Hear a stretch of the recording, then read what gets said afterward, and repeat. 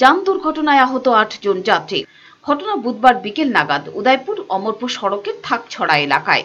উদয়পুর থেকে একটি যাত্রীবাহী অটো ৮ জন যাত্রী নিয়ে অমরপুরের দিকে আসছিল।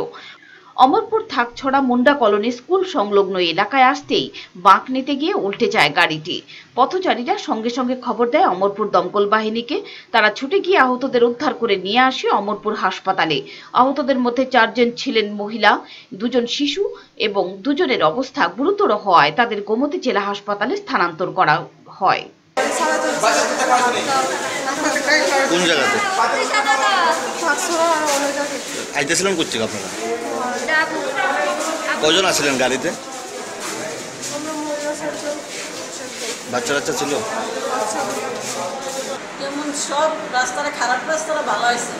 আর এই জায়গাটা যাইতে গেছে ড্রাইভারটারও কি ব্যথাই নিয়ে গেছে। আমি তখন ওই গাড়ি উঠতে আমার একটু সন্দেহ হয়েছে।